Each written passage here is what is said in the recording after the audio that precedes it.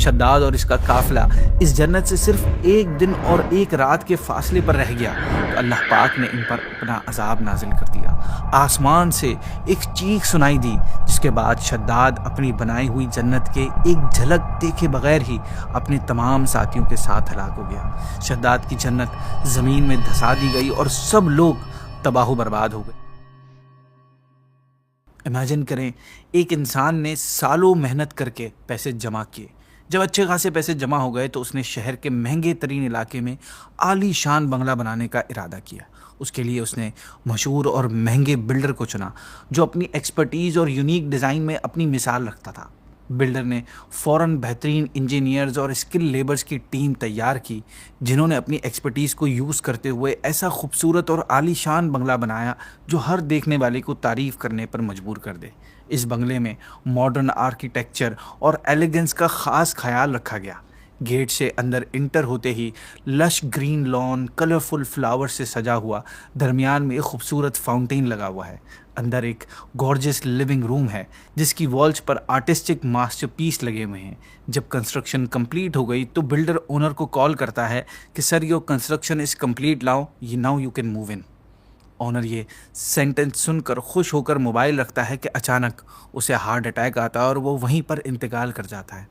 سننے میں کتنا برا فیل ہوتا ہے، دل میں خیال آتا ہے کہ کم سے کم ایک بار اسے اپنا بنگلہ تو دیکھنا نصیب ہو جاتا۔ آج ہم ایک ایسا ہی واقعہ سنیں گے اور اس سے بھی زیادہ برا، لیکن بلیو کریں آپ کو اس مرنے والے پر بالکل رحم نہیں آئے گا۔ ہسٹری میں ایک کریکٹر گزرا ہے جس کا نام شداد تھا۔ اس کے فادر کا نام عاد تھا۔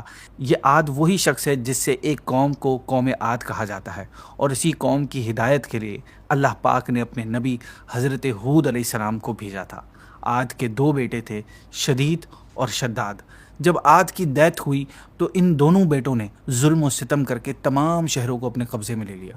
کچھ حکمران تو ان کی بات ماننے پر مجبور ہوئے اور باقیوں سے جنگ کر کے انہیں اپنی سلطنت میں شامل کر لیا، یہاں تک کہ تمام لوگ ان کے سامنے گھٹنے ٹیکنے پر مجبور ہو گئے۔ ان کے ٹائم میں دنیا میں کوئی ایسا نہ تھا جس نے اپنی خوشی سے یا مجبوری سے ان کی حکمرانی کو ایکسیپٹ نہ کیا ہو۔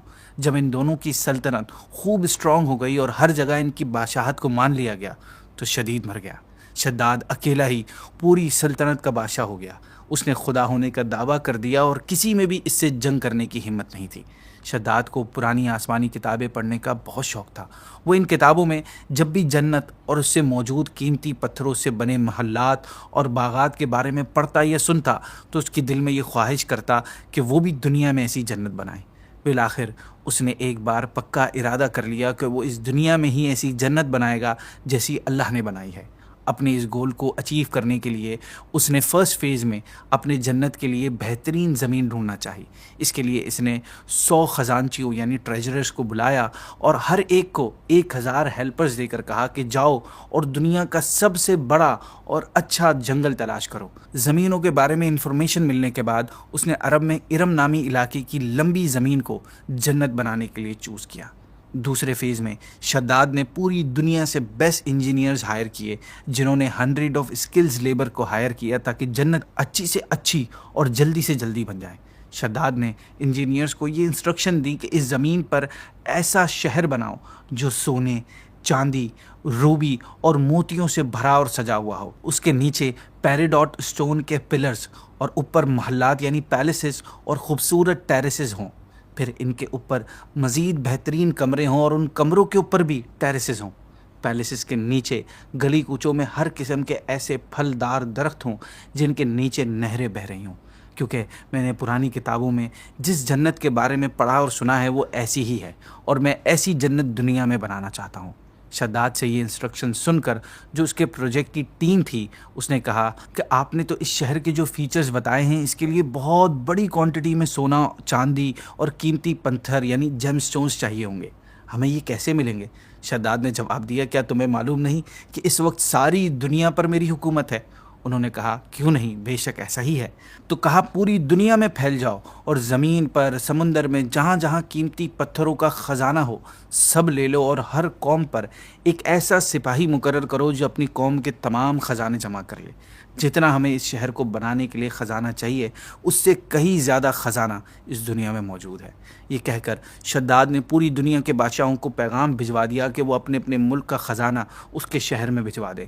حکم پاتے ہی ساری دنیا کے بادشاہوں نے شداد کی جنت کے لیے خزانہ جمع کرنا شروع کر دیا، اور یہ خزانہ لوگوں پر ظلم و ستم کر کے، ان سے لوٹ کر، لوگوں کی جمع پونجیاں چھین کر جمع کیا گیا۔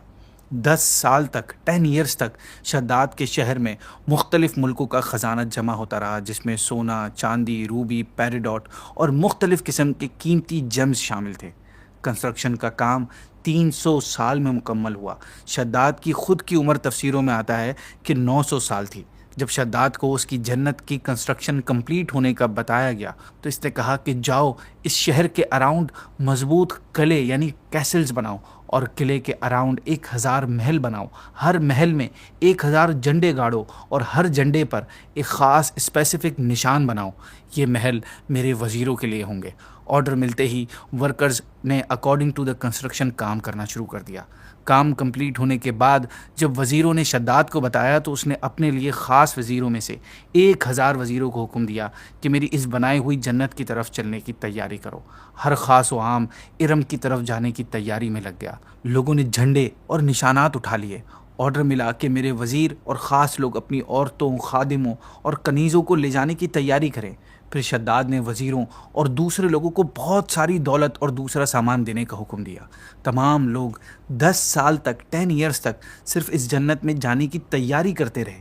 شداد نے 2 آدمیوں کو اپنے ملک کے معاملات دیکھنے کی رسپانسبلٹی دی اور یہ اناؤنسمنٹ کرا دی کہ جو آنا چاہے میرے ساتھ آ جائے۔ اب شداد اتراتا ہوا، گھمنڈ اور تکبر میں بھرا ہوا، بڑی شان و شوکت سے سپاہیوں کے جھنڈ کے ساتھ اپنی جنت کی طرف جانے کے لیے اپنے ملک سے چلا۔ وہ جنت جس کے لیے کئی سالوں تک صرف خزانہ جمع ہوتا رہا، صدیوں کے انتظار کے بعد شداد اب اپنی جنت میں جانے والا تھا۔ ایسا شداد سوچ رہا تھا، لیکن کیا واقعی ایسا ہونے والا تھا؟ کیا اللہ کا لکھا یہی تھا؟ نہیں ناظرین، اللہ ایسا نہیں چاہتا تھا، اور ہوتا وہی ہے جو رب چاہتا ہے۔ جب شداد اور اس کا قافلہ اس جنت سے صرف 1 دن اور 1 رات کے فاصلے پر رہ گیا تو اللہ پاک نے ان پر اپنا عذاب نازل کر دیا۔ آسمان سے ایک چیخ سنائی دی، جس کے بعد شداد اپنی بنائی ہوئی جنت کے ایک جھلک دیکھے بغیر ہی اپنے تمام ساتھیوں کے ساتھ ہلاک ہو گیا، اور سب لوگ تباہ و برباد ہو گئی۔ کوئی ایک انسان بھی اس شہر میں داخل نہ ہو سکا۔ ملک الموت نے شداد کو اتنی بھی مہلت نہ دی کہ وہ اپنی بنائی گئی جنت کو ایک نظر دیکھ لیتا۔ اللہ کا عذاب آیا اور سب کے سب تباہ و برباد ہو گئے۔ ناظرین، یہ تھا اس ظالم کافر شداد اور اس کی جنت کا قصہ۔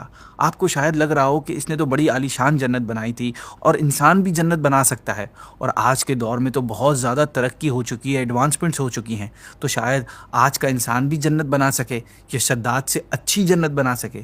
تو دوستو ایسا نہیں ہے، کیونکہ کوئی بھی انسان اللہ جیسی جنت نہیں بنا سکتا، کیونکہ اللہ کی بنائی ہوئی جنت اتنی زیادہ خوبصورت ہے کہ کوئی انسان اس کو بنانا تو دور، اس کی خوبصورتی کا اندازہ نہیں لگا سکتا، اسے امیجن نہیں کر سکتا۔ اگر آپ شداد کی جنت پر تھوڑا سا بھی غور کریں تو آپ کو اندازہ ہو جائے گا کہ اس کی جنت کی کوئی حیثیت نہیں تھی۔